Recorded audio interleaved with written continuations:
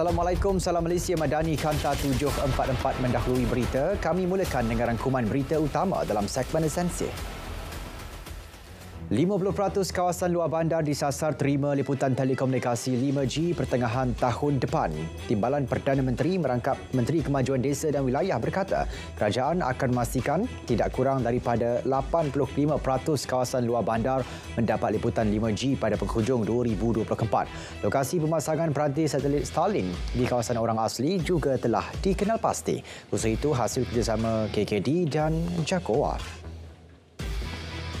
400 anak orang asli disasar melanjutkan pengajian di universiti awam dan swasta tahun hadapan. Ini berdasarkan kejayaan anak komuniti tersebut yang memasuki universiti melebihi sasaran ditetapkan tahun lalu. Pendidikan TVET juga disasar diperluas bagi meningkatkan mobiliti sosial komuniti tersebut. Jawatankuasa Pemantauan Bajet akan ditubuhkan dalam tempoh terdekat bagi menyemak dan memastikan peruntukan belanjawan 2024 disalurkan sebaik mungkin kepada rakyat. Timbalan Menteri Kewangan 1 berkata, antara tugas jawatankuasa itu adalah melaporkan pencapaian belanjawan 2024 bagi tempoh Januari hingga Jun sebelum melaporkannya di Dewan Rakyat pada awal September tahun depan. Kementerian Pertahanan sedang memperincikan pelbagai aspek termasuk angka penglibatan veteran ATM dalam program latihan khidmat negara yang bakal dilaksanakan dalam tempoh terdekat. Timbalan Menteri berkata, kementerian juga sedang mengenal pasti keupayaan dan pengalaman veteran ATM yang berpotensi untuk dilibatkan dalam program berkenaan sekaligus memberikan mereka peluang pekerjaan. Belum ada perbincangan lanjut berkaitan calon bagi pilihan raya kecil PRK Kemaman Terengganu. Namun, jelas Presiden UMNO beliau tidak menolak kemungkinan akan meletakkan calon yang boleh diterima ramai penduduk parlimen berkenaan. Mahkamah Pilihan Raya Terengganu membatalkan kemenangan calon Perikatan Nasional pada PRU 15 lalu.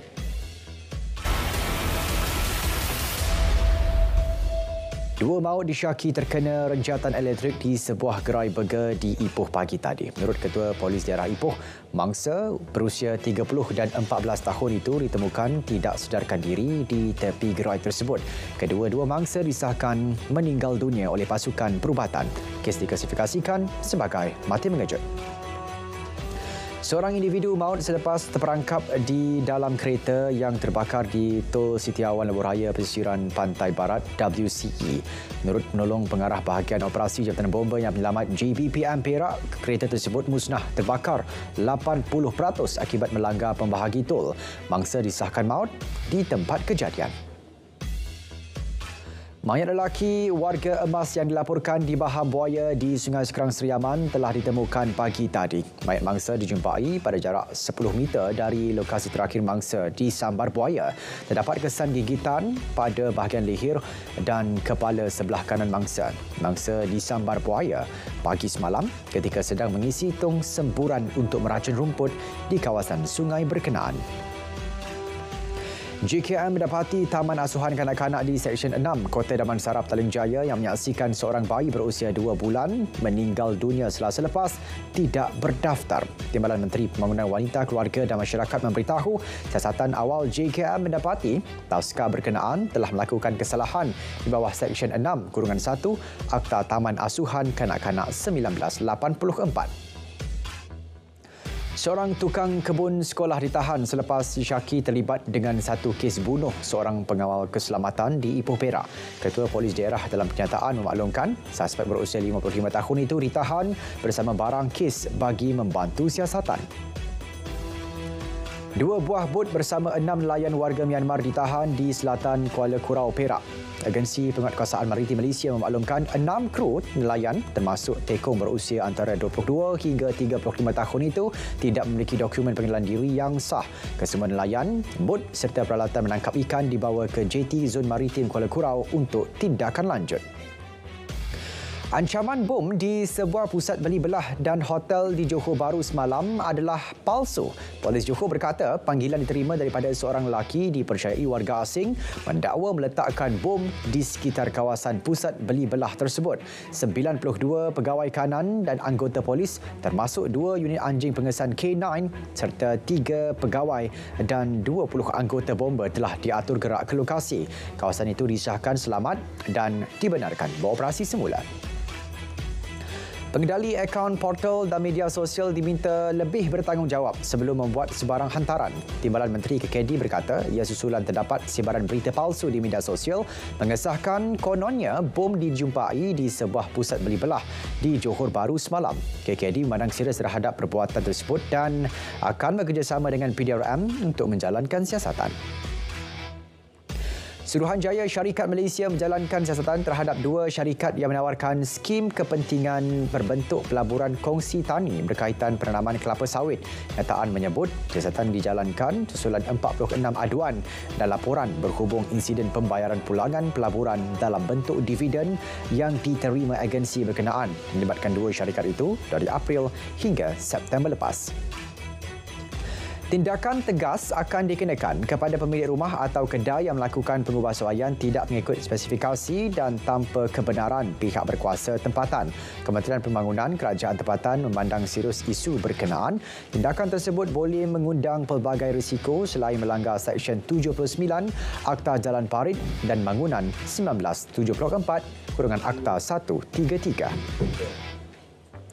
PDRM akan mengambil tindakan undang-undang terhadap penerima darjah kebesaran negeri Pahang yang mempamer atau melekatkan lambang darjah kebesaran berkenaan pada kenderaan masing-masing. Ketua Polis Negara dalam kenyataan menyebut PDRM mengambil maklum titah yang di-Pertuan Agong yang memberi peringatan kepada penerima darjah kebesaran negeri Pahang untuk tidak berbuat demikian. Penjawat awam disaran mengamalkan cara hidup mengikut kadar kemampuan diri bagi mengelakkan terpalit rasuah. Sultan Johor bertitah penjawat awam yang menjalani gaya hidup mewah yang tidak munasabah boleh menimbulkan keraguan pelbagai pihak. Justru semua penjawat awam perlu mengisytihar harta setiap tahun bagi mencegah pemilikan harta luar biasa selain menanam integriti tinggi di dalam diri. Kementerian Pembangunan Kerajaan Tempatan memperuntukkan RM1.5 juta bagi projek pembinaan pasar sementara Pasir Pinji di Ipoh. Daripada jumlah itu, Majlis Bandaraya Ipoh menyalurkan peruntukan berjumlah RM540,000. Seramai 178 peniaga akan dipindahkan ke tapak pasar sementara berkenaan yang dijangka siap pada Februari 2024. Usaha mereformasikan industri kreatif akan diteruskan. Menteri Komunikasi dan Digital dalam siapan DX berkata beberapa pandangan daripada penggiat seni telah diterjemahkan melalui Belanjawan 2024 dan itu hanyalah permulaan. Final Pesta Bola Merdeka 2023 antara Malaysia dan Tajikistan Selasa ini dikekalkan di Stadium Nasional Bukit Jalil walaupun keadaan padang menjadi kritikan ramai. Setiausaha Agong FM berkata pihaknya membuat ketetapan itu setelah mendapati padang berkenaan sesuai digunakan untuk aksi final selepas penelitian dan penilaian aspek teknikal. Ipoh bakal menjadi bandaraya kesihatan menjelang 2025 berikutan kerancakan pembinaan beberapa pusat perubatan ketika ini. Datuk Bandar berkata pembinaan beberapa pusat kesihatan sekitar bandaraya ini melibatkan pelaburan melebihi RM1 bilion pada fasa awal. Jumlah kutipan sampah di Sungai Melaka akan menjadi indikator tahap kebersihan Bandar Melaka. Ia sebagai persediaan sepenuh tahun Melawat Melaka 2024. Sekiranya jumlah kutipan sampah adalah tinggi, maka kesedaran sivik rakyat Melaka perlu dipertingkatkan. Aktiviti gotong royong perdana juga dipertingkat melibatkan penduduk di setiap daerah negeri itu. Seri Paduka Baginda Raja Permaisuri Agong berkenan berangkat mencemar duli ke Majlis Sambutan Hari Remaja Wanita Sedunia Pandu Puteri Malaysia bersempena persidangan antarabangsa oleh Baden-Powell Society. Ketibaan Baginda diiringi isteri Perdana Menteri dan tetamu kehormat yang lain. Baginda turut mencemar duli menyempurnakan majlis itu yang dihadiri oleh lebih 360 peserta dari 17 buah negara seluruh dunia. Kejayaan Universiti Islam Antarabangsa Sultan Abdul Halim Muazzam Shah UniSyams menerima penerapan bersepadu IPT Malaysia 2022 merupakan pencapaian yang membanggakan. Sultan Kedah bertitah pencapaian tersebut meletakkan UniSyams sebaris dengan IPT awam dan swasta terkemuka di negara ini. UniSyams diharap akan terus mencapai kecemerlangan yang lebih membanggakan di masa hadapan.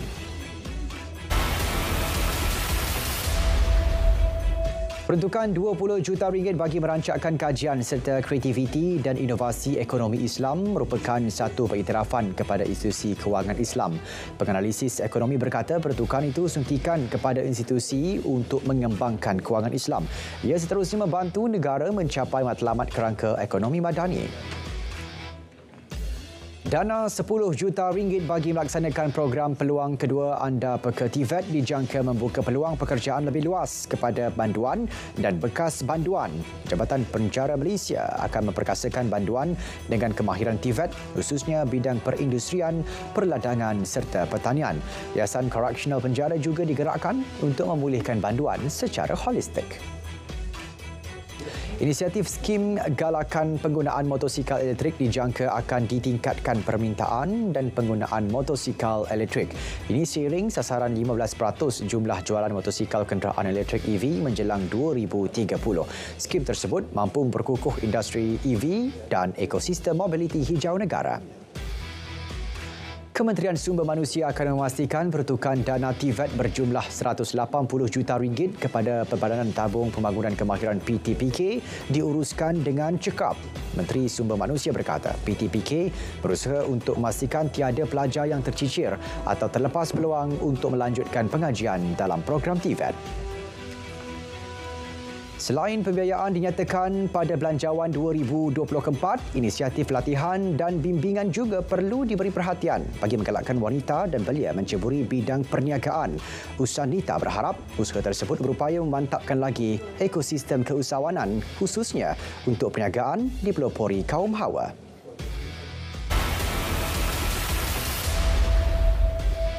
Hari ke-8, kekejaman Israel menyaksikan 300 rakyat Palestin terbunuh. Di seluruh dunia, solidariti kepada perjuangan Palestin semakin kuat. Berpuluh ribu orang menyertai demonstrasi pro-Palestin di London, Manchester, Edinburgh dan beberapa bandar lain di Britain. Demonstrasi serupa turut berlangsung di Copenhagen, Denmark dan Geneva, Switzerland. 28 petugas perubatan di Semenanjung Gaza terkorban ekoran serangan berterusan tentera Israel sejak 7 Oktober lepas. Turut dilapor berpuluh-puluh petugas cedera dan 15 pusat perubatan mengalami kerosakan. Menteri Kesihatan Palestin memaklumkan saban hari Israel mengancam pesakit di Hospital Gaza dipindahkan termasuk pesakit di Hospital Kanak-Kanak Al-Durrah manakala Hospital Beit Hanun terpaksa menghentikan operasi.